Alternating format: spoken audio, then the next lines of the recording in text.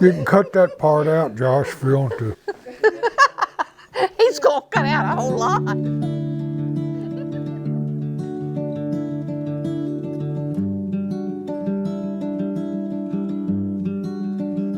She stood me up on our first date because me and Ellery, me and her and Ellery and Gladys were supposed to double date, but Ellery wound up with some liquor, and I don't know how they found out. He must have told Gladys, but anyway, Marilyn, when I got over to Ellery's house, well, he said she had canceled. So anyway, we met then one Sunday evening soon after at Hometown Restaurant. She was driving her daddy's little blue Ford Falcon, and I just drove in. As soon as I saw her, I thought, now I believe that's her. So I stopped and talked to her, and sure enough it was. I asked her to go out with him that night, and she agreed. In fact, she jumped at the opportunity. Anyway, we went to Bowling Green, to was it the Capitol Theater? I think that was the Capitol. I think it was. It's been so long. And so he was kind of staggering a little around. That's the way he walks, you know. He's always, you know. And he stopped and told me, he said, "Now, I don't think I've been drinking because I haven't. That's just the way I walk." I don't remember what else. I think might have went back to Hometown and got something to eat. And the time I got her home, when I saw her sitting there in the car, I decided that was her, and I was kind of interested. She looked real good. Anyway, the time we got home that night, I knew I was going to marry her one way or another. Took a while, I guess. Well, it kind of scared me, really. But anyway, we wound up married. That was in January or February? January. January, and we wound up marrying on Thanksgiving the same year. And looks were not deceiving. She turned out to be just as good as she looked, if not better. Oh, the first time I saw him, he had on his Army fatigues, and that made him even more handsome. Oh, I even had hair back then. And he had to duck his head to go in out at Hometown Restaurant, and I never will forget it. I was sitting there watching him, just adoring him, and I remember he ducked his head because he's so tall, going inside the restaurant. So how long did y'all date? Well, that was in January, and we got married on Thanksgiving Day, November 25th, that same year. Do you remember how he proposed? I said, "Will you marry me?" Did he get down on one knee? No. No, he didn't do that. But I knew it was for real when his parents wanted to meet me, and he took me to his house to visit with them. Well, to eat supper with them too. Yeah. And we had a real nice evening spent with them, especially with his mother. I fell in love with her right on the beginning. And the reason we married on Thanksgiving was because I got off Thursday and Friday from work, and you took off Friday, I think. You only got off Thursday. I was supposed to went back and work Friday, but I got off. We got off Thursday for Thanksgiving, and I took off Friday. Hardly had a dime to her name, did we? Yeah, we had. But we had high hopes. We had a few dimes. Yeah, a few. After paying our rent and buying our groceries, how much did we have left? I don't remember, but we had a little. Yeah. We didn't worry about it, though. Remember, you went and bought the first week groceries and bought a broom and a mop, soap, dishwashing, liquid and all everything for $11 something, wasn't it? I think that's right.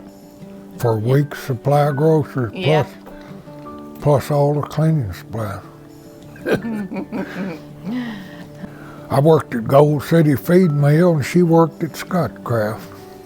Together we brought home right at $100 a week. We thought we were doing good, didn't we? We were doing good. We rented an upstairs apartment from Bertha Cox at the corner of West Maple and First Street, ain't it? Mm-hmm. I think so. We moved from there up Maggie Belcher's, didn't we? Mm-hmm. Stayed up there. We rented it. It was really a nice place. Which was the house that y'all moved into and you had a funny story about it? Remember about how dirty it was? Yeah, when we went down there and looked at it, Dale was telling me, well, it'd be a good house for us to live and wouldn't cost us anything because all we had to do was take care of those animals, We had spring water, and when it would come a heavy rain, we'd be drinking mud. Our water would be muddy. We took a bath in mud and everything. We didn't drink water them days. As little as we could possibly get by with. We didn't have to pay any rent, but come winter, that house wasn't insulated at all. And we paid out like $200 a month on gas to heat it. Little old furnaces, they're outlawed now. But we just had like 2 little furnaces, didn't we? 2 little heaters. And even with that, we still like to froze to death. And I remember Mama saying, y'all can't have that baby down there, it'll freeze to death. I don't remember it being that bad. Oh, it was terrible. The wind would blow your hat off if you stood in front of the door. There was a crack, and the wind would come howling through there, and if you had a hat on, it would blow it off. It wasn't as bad as she's made. Yes, it was. When Mike was born, I was 21, and he was, I guess you was 25, weren't you? Yeah, I guess so, yeah. You were still 25. Todd came along like 21 months later, a little less than 21 months later. He was born August the 20th, 1968. And then I wanted a little girl really bad. And so God sent us a little girl. Marcy was born June the 12th, 1971. So anyway, we thought we'd had all of our family. That was going to be all of our children. And we weren't going to have any more. And Marcy had been praying for a little baby sister for I don't know how long. She'd pray every day for a little baby sister. So anyway, I finally went to the doctor, and they told me told me when the baby'd be due and everything. So when she was born, that was Beth, our youngest. So Marcy, she thought for years that we had Beth just for her. She was a great big girl before she ever found out the difference. So anyway, we were really blessed with our children. After he retired, I just retired too. I retired from everything. I do cook a little, and I clean house. I do about as much of both of them as you do. Yeah, we both together. Sometimes it takes both of us to wash the dishes. It takes both of us to make the bed up every morning. No, it don't. I make it up by myself. Yeah, sometimes you do. Not always.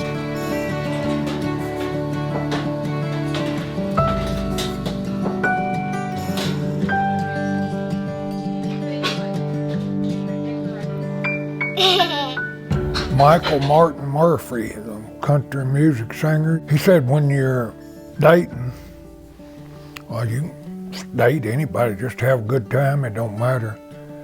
But when you get ready to get married, he said, pick a girl that can run a bobcat and back a trailer. So I looked for one that could spike the back. And she was a good tobacco spiker. She could handle it good. Cut it, spike it, she could do any part of it, strip it. So, I don't know what would have happened if I'd have got a city girl that couldn't do nothing. I'd have done it all by myself, I guess. You know. This was really funny. We really got into the Waltons. It was just like this part of our family. And we had to watch them every time they was on.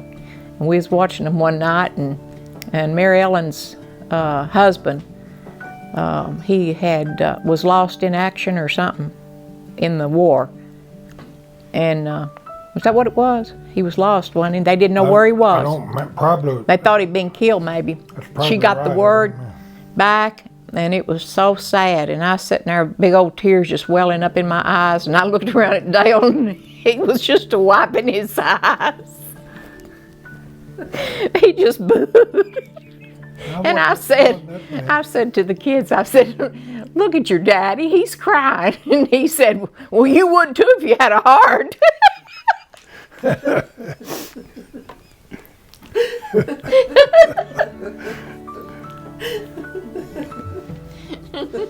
And that was true, wasn't it? But I was about to cry, but I wasn't going to let you know it.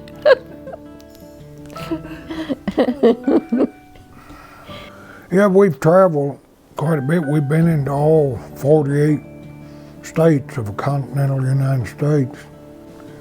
We were just a few weeks ago, we went to Gulf Shores, Alabama, right after that hurricane. Still had waves. Once in a while it'd be 10 feet tall, I think. Most of them are 6 to 8. Every now and then it'd be one about 10 feet. Thought about going surfing, but didn't have my surfboard with me.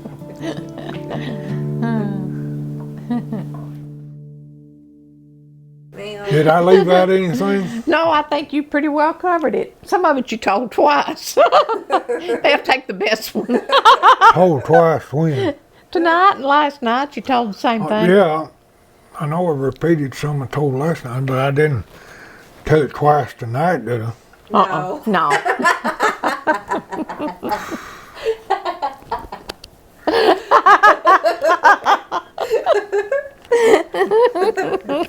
No, you didn't tell it twice tonight. Seemed like there was something else I wanted to tell about. But you'd like to write a book, wouldn't you? Oh. You kind of like this, don't you? I can't write that well. I said, you kind of like this, don't you? You like that attention where you can do all the talking. He's going to want to film tomorrow night. Yeah. Do what? I said, you're going to want to film tomorrow night, too.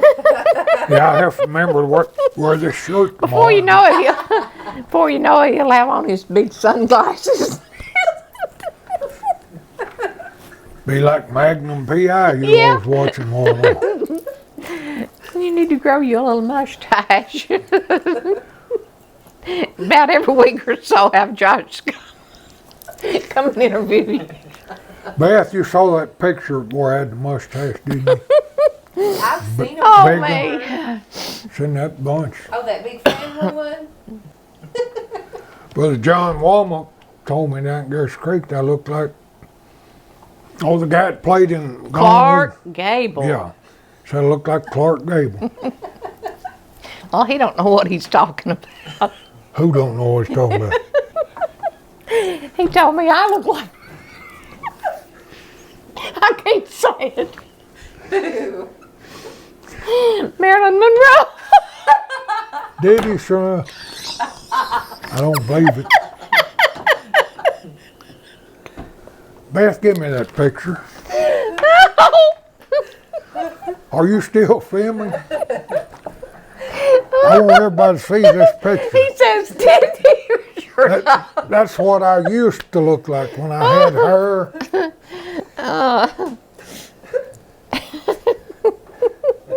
And he was just as ornery as he is now.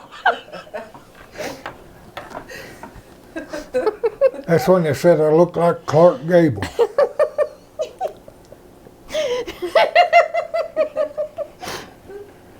He's getting you laughing, giggling on there too.